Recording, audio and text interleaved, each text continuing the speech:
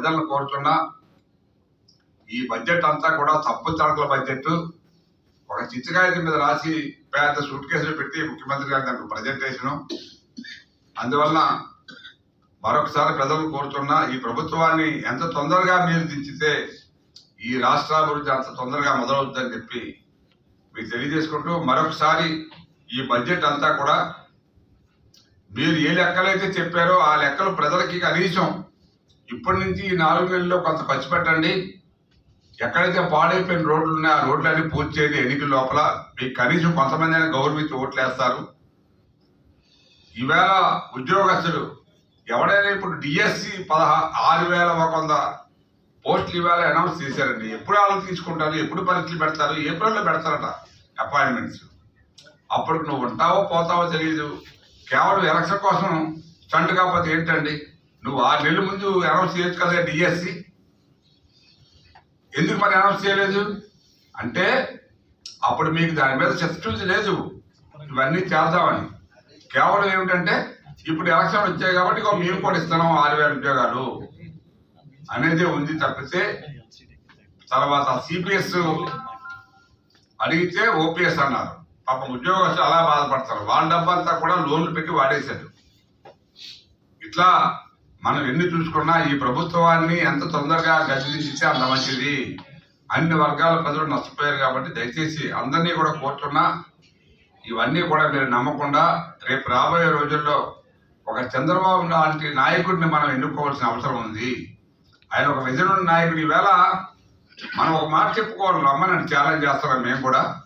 మీరు ఒక బెడ్ వేయకపోయినా ఆయనకి 2 సంవత్సరాల టైం అయిపోయినా కూడా ఒక అసెంబ్లీ కట్టాడు, ఒక హైకోర్టు కట్టాడు, కనీసం కొన్ని బిల్డింగ్లు కట్టారు ఐఏఎస్ కోసము, ఎమ్మెల్యేల కోసం. అవి మీ కళ్ళు కనపడలేదా? రోడ్డు బ్రహ్మాండమైన రోడ్డు వేసారు, 6 లేన్ రోడ్డు వేస్తే దాన్ని పాడు చేయడానికి ప్రయత్నం చేశారు. అమరావతిని కోల్త వద్దామని ప్రయత్నం చేశారు. ఈవేళ ఎన్ని కోట్లు మీకు సిగ్గులేదు, మీకు ఎన్ని కోట్లు జబ్బులు పెట్టాయో వాళ్ళకి. అందువల్ల అరెస్టుల మీద కూడా ఈవేళ నిన్న మొన్న హైకోర్టు బండ బూతు తిట్టింది గవర్నమెంట్. మీరు ఏమనుకుంటున్నారు? ఎమ్మెల్యేలు ఎంపీలుగా దిక్కు లేకపోతే సామాన్య ప్రజలకు దిక్కేవారు, పోలీస్ వ్యవస్థ నాశనం అయిపోయిందని చెప్పాడు జడ్జి బెంచ్ మీద నుంచే. అందువల్ల ఇవన్నీ కూడా మరొకసారి ప్రజలు గమనించి రేపు జరగబోయే ఎన్నికల్లో చంద్రబాబు నాయుడు గారిని మీరు తప్పనిసరిగా మరి ఎన్నుకోవాలి, ఇవన్నీ గమనించాలని చెప్పి కోరుచు నేను మీ అందరినీ మరొకసారి ప్రార్థిస్తున్నాను. Thank you. మరి ఇట్లాంటిది నువ్వు బడ్జెట్ అయితే చెప్పేశావు, మరి 55,817 కోట్లు లోటు ఉంది. రెవెన్యూ లోటు 24,000 కోట్లు ఉంది. మరి మేము ఏమో 2,30,000 కోట్లు ఖర్చు పెట్టాలని దీన్ని ఖర్చు పెట్టి అసెట్ క్రియేట్ చేసి అప్పుడు మనం ఇవన్నీ ఆస్తులకి ఖర్చు పెట్టాలి ఈ డబ్బు, ఈ రకరకాల రంగాలని. సో ఇది వాళ్ళకే తెలియట్లేదు. రంగుల మ్యాప్ వేసి కేవలం ముఖ్యమంత్రి గారికి ఒక డబ్బా ఇచ్చి ఇది అయిపోయిందని చెప్పి బుగ్గల రాజేంద్ర గారు ఈ సమర్పించిన బడ్జెట్ ఇది కేవలం ఏమిటంటే కంటి చూపు, ఒక ఏదో మన పేపర్ రాసినట్టు రాసేసి ఆ లెక్కలు ఇచ్చేశారు. దేనికి ఎంత చేస్తామో డీటెయిల్గా ఎక్కడా కూడా ఏమి లేదు. సో మనం కోరేది ఒకటే, ఈవేళ ఈ బకాయి చూస్తే ప్రస్తుతం ఉన్న అప్పులు 11,58,00,000 కోట్లు, 11.58 లక్షల కోట్లు అప్పులు ఉన్నాయి.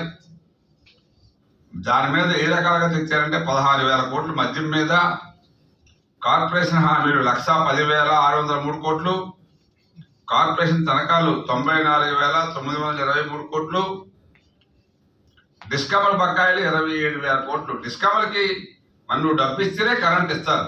మరి అందువల్లే డిస్కమ్లు మనకి ఈవేళ అద్దు పద్దు లేకుండా ఎప్పుడు పడితే అప్పుడు మన పవర్ రేట్లు పెంచేసి రకరకాలుగా మనల్ని ఇబ్బంది పెడతారు. డిస్కమ్లు కూడా ఇబ్బంది పడుతున్నాయి.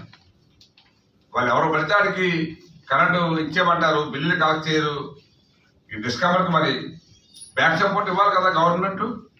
సో అది ఇప్పుడు 27,000 కోట్ల లాస్లో ఉన్నాయి. అవి కాంట్రాక్ట్స్ బిల్లు ఎంత ఘోరం అంటే సుమారు 95,400 కోట్లు అప్పు ఉంది. ఇవాళ కాంట్రాక్ట్ వాళ్ళ బిల్లు ఇప్పుడు ఇస్తారండి 1,00,000 కోట్లు. రేపు పొరపాటు నీరు దిగిపోతే చంద్రబాబు నాయుడు గారి నెత్తి మీద సుమారు 2-3 లక్షల కోట్ల అప్పులు ఇమీడియట్ గా తీర్చాల్సిన అవసరం ఉంటుంది. మనం వెళ్ళి ఆ సీట్లో కూర్చోగానే సార్ మా పిల్లలు రెడీ అయిపోతారు. మరి ఎవడు దానికి రెస్పాన్సిబిలిటీ వేళ? నువ్వేమో మళ్ళీ వైనాట్ 175 అంటావు, ఎక్కడి నుంచి అక్కడ మారుస్తావు, అక్కడ నుంచి ఎక్కడ మారుస్తావు, ఏది ఉద్యోగస్తులు ట్రాన్స్ఫర్ చేసినట్టు చేస్తున్నావు. మరి నీ ప్రయోగం కానీ సక్సెస్ అయితే మనం అందరం కూడా మోటార్ చదువుకొని అండమానే ఎక్కడో పని చేసుకోవడానికి పోవాలి. ప్రజలు ముఖ్యంగా మీ ద్వారా కోరుతున్నా, ఈ బడ్జెట్ ఎవరికి ఖర్చు పెట్టడానికి కాదు, మనకు చూపించడానికే. వారికి కావాల్సిన బడ్జెట్ ఏమిటంటే 94,000 కోట్లు ఈ 4 నెలలకి బడ్జెట్ కేటాయించుకున్నాడు, ఆమోదం పొందాడు. ఈ బడ్జెట్లో ఎంత ఖర్చు పెడతాడో ప్రజలకు మనకు తెలియదు. ఇటు మొన్ననే చెప్పాను, ఇప్పుడు వంశధారది రెండో దశ ప్రాజెక్టు అది మొదలు పెట్టలే, తోటపల్లి మొదలు పెట్టలేదు, వెంగళరాయ సాగర్ మొదలు పెట్టలేదు. దానికి ఎంతెంతో కాదు, 150 కోట్లు, 2,000 కోట్లు, ఒకదానికి వంశధార అయితే 2,000 కోట్ల దాకా ఉండాలి. తోటపల్లికి వాటికి కూడా 150-200 కోట్లు పెడితే తేలియంగా సరిపోతాయి. ఒక 10,000 ఎకరాలు మళ్ళీ సాగులోకి వస్తాయి ఒక్కో ప్రాజెక్ట్ దగ్గర.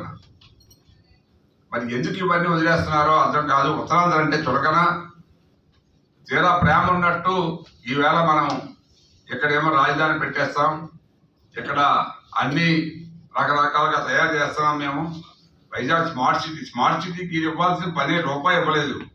స్మార్ట్ సిటీ పేరు మీద ఈవేళ కేంద్ర ప్రభుత్వం ఇచ్చిన డబ్బులన్నీ కూడా మన ట్రాఫిక్ ఐలాండ్ల దగ్గర బొమ్మలు కడుతున్నారు. వాళ్ళు కట్టేది ఏం లేదు. కొన్ని రోడ్డు ముందు వేయాలి, రోడ్డు వేసిన తర్వాత బొమ్మలు కట్టినా బాగుండు. ఆ డబ్బు అంతా అనవసరంగా బొమ్మలకు వేస్ట్ చేసేస్తున్నారు. రోడ్లు ఎక్కడ పడితే అక్కడ బాగు చేయట్లేదు. సో